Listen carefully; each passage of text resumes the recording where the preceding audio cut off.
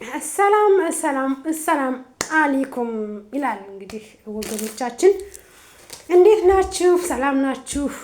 ውድ ያለነሽ ዩቲዩብ ተከታታይ እህት ወንድሞቼ፣ እናት አባቶቼ፣ የሰው ዘር በሙሉ በያላችሁበት የዓለም ዳርቻ የእግዚአብሔር ሰላምታ ይድረሳችሁ። ወጥቶ ከመቅረት የእናታችን የቅድስት ድንግል ማርያም ልጅ ያድናችሁ ያድነን እያልኩኝ ዛሬ እንግዲህ በአዲስ አጀንዳ በአዲስ ወሬ አለምነሽ ሹመት ቢሰጠኝ ወሬ አታጭም እንዳትሉኝ። ወሬ አውርቶ የሚያስወራ አይጠፋም። ለዛ ነው በአዲስ አጀንዳ በአዲስ ወሬ እየመጣሁላችሁ ማለት ነው። እንዲህ ዘወር ስትሉ ያው ሶሻል ሚዲያ የምታዩት መልካም አለ፣ የምታዩት ደግ ነገር አለ። በቃ ብዙ ነገሮችን ሶሻል ሚዲያ ስትዘዋወሩ ታያላችሁና ምንድነው ምን አይተሽ ነው አለምነሽ እንዲሁ ምንድነው ካላችሁኝ፣ ምንድነው ያየሁት እንግዲህ በተለያየ አገር ያው ኢትዮጵያ እንደምታዩት ሰላም አይደለም። ህዝባችን በሰላም ወጥቶ በሰላም መግባት አልቻለም። ግን ደግሞ አሁን የአባ መስጠት ልጅ ከእናት አባቱ ያየውን ጎጃም ያፈራው አቶ ወርቁ አይተ ነው እንግዲህ ለወገን ደራሹ ወገን ነው በሚል 15 ቢሊዮን ብር ለደብረ ብርሃን ተፈናቃይ ወገኖቻችን፣ እናት አባቶቻችን፣ እህት ወንድሞቻችን እረዳለሁ በሚል እንትን ብሎ ነበረ። ያው እንግዲህ እዛ ያሉት ደግሞ አይቻልም ብሏል። በየትም በቦሌም ሆነ በባሌ በዞዞም ሆነ በጎንደር በጎጃም ሆነ በሸዋ ብሩ ለእናት አባቶቻችን ለወገኖቻችን መድረሱ አይቀርም። ነገር ግን ማለት ነው አንዳንድ ቦቴሊካኖች ማለት ነው ለምትናገሩት ለአንደበታችሁ እንደ አንደርስታንድ ማድረግ የከበዳችሁ ማሰብ የከበዳችሁ የሰው ልጅ ረሃብና ሃይማኖት ብሔር የለውም። እናንተ ደናቁርት ማለት ነው ብታውቁት ኑሮ ረሃብና ሃይማኖት ብሔር የለውም። ገባችሁ? ወርቁ አይተ ነው ደብረ ብርሃን ተፈናቃዮች አማራ ስለሆኑ ይህን ያክል ብር አወጣ። ኦፍኮርስ ወርቁ አይተ ነው ጥርት ያለ አማራ ነው። ግን ደግሞ ደብረ ብርሃን የተፈናቀሉት ወገኖቻችን አማራ ብቻ አይደሉም። ይህን ልታውቁትና ልትገነዘቡት ይገባል። የተለያዩ ብሔር ብሔረሰቦች ናቸው ደብረ ብርሃን ተፈናቅለው የተቀመጡት። በስም አማራ ብቻ ወርቁ አይተ ነው አማራ ስለሆነ ነው ወርቁ አይተ ነው እንደዚህ ስለሆነ ነው ምናምን አትበሉ። ራብን ከብሔር ጋር አታጣብቁት። አንድ ነገር ልንገርሽ፣ አንዲት የኦሮሞ ልጅ እየራባት ካየሁ እኔ እየበላው ዝም ብያት አላልፍም። ይህ ልታውቁት ይገባል። አንዲት የትግራይ ልጅ እኔ እየበላው እሷን እየራባት አልፊያት አልሄድም። እናንተ ብሔርተኞች ማለት ነው ራብን ከብሔር ጋር አታጣብቁት። እኛ ለማንም ወንበር አሟቂ ለማንም ወንበር አሽቃባጭ አይደለም እንትን የምንለው፣ ለወገኖቻችን ለኢትዮጵያዊነታችን ብቻ ነው የምንጓዘው። ነገም ዛሬም ከየትም ብሔር ይሁን ከየትም ክልል የኢትዮጵያ ሕዝብ ከተራበ ፈጥነን እንደርሳለን።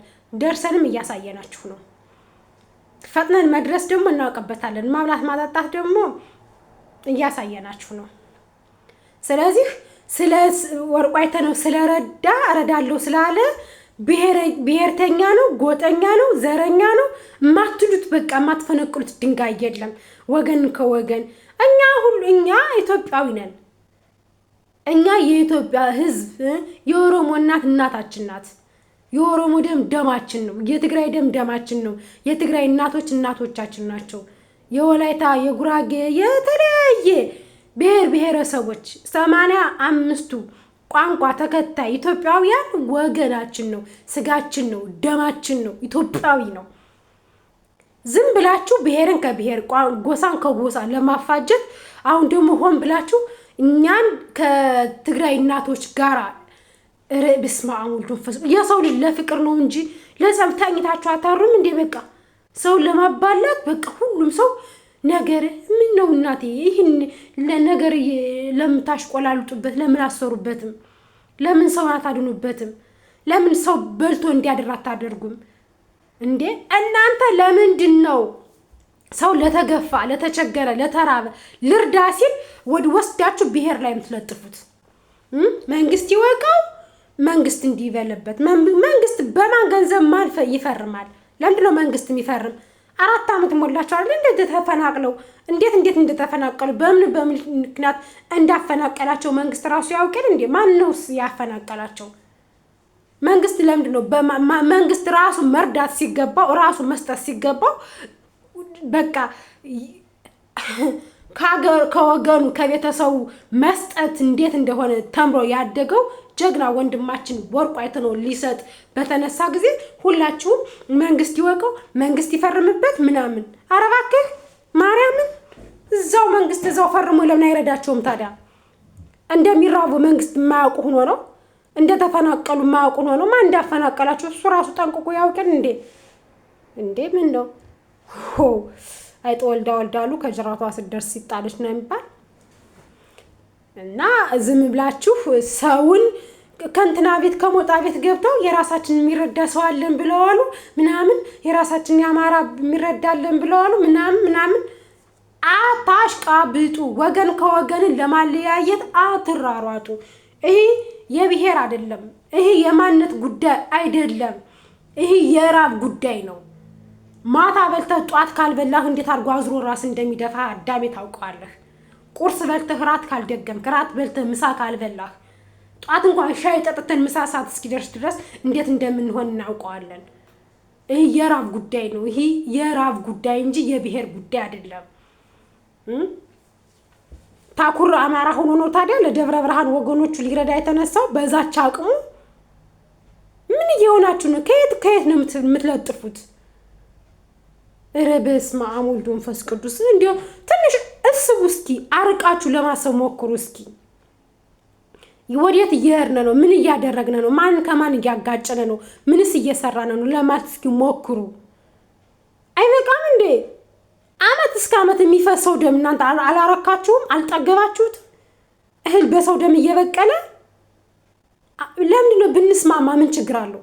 ብንዋደድ ብንፈቃቀር ለዚች ኮንትራት ጊዜ 1000 ዓመት ለማንኖርባት ምድር ማለት ነው እንዴ። እግዚአብሔር እኮ እኛን በአካል አምሳሉ ፈጥሮ ወደዚች ምድር ሲልከን ብሔር ልናቀነቅን አይደለም። አማራ ነኝ፣ ኦሮሞ ነኝ፣ ትግሬ ነኝ ምናምን ልንባል አይደለም ወደዚች ምድር የመጣን።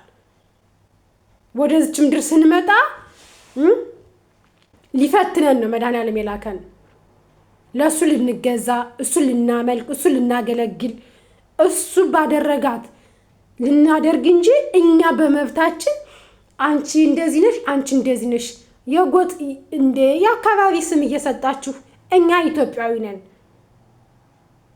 ደግሞ ከፍ ሲል ኢትዮጵያዊ ነን፣ ዝቅ ሲል ደግሞ ኦፍኮርስ አማራ ነን። ማንም ሰው በብሔሩ የሚያፍር የለም፣ አናፍርም። ግን ደግሞ ወልደን ፈልገን መርጠን ባልተወለድንበት ብሔር ዝም ብላችሁ አንዱ ብሔር ሊረዳ ሲል አማራ ስለሆነ ነው፣ ወርቁ አይተነው አማራ ስለሆነ ነው ደብረ ብርሃንን የሚረዳ ምናምን። እንኳን ረዳቸው፣ እንኳን አማራ ሆነ እንኳን ረዳቸው እንዴ። ታዲያ ሌላውማ እኮ 4 ዓመት 5 ዓመታቸው ተፈናቅለው ቀን በብርድ ቀን በፀሐይ ሌሊት በብርድ ፊታቸው ሸረሸር መስሎ ሸክላ ድንጋይ መስሎ ፊታቸው እንደዛ አባቶቻችን እናቶቻችን ለበሽታ እየተዳረጉ ህፃናቶች እየሞቱ ህፃናቶች ለበሽታ እየተዳረጉ ዘወር ብሎ ያላያቸው ህዝብ አሁን ወርቁ አይተነው መርዳት ሲፈልግ አዳሜ አይንሽን ጭራሽን ከወርቁ አይተነው ንቀይ አዳሜ እንዴ።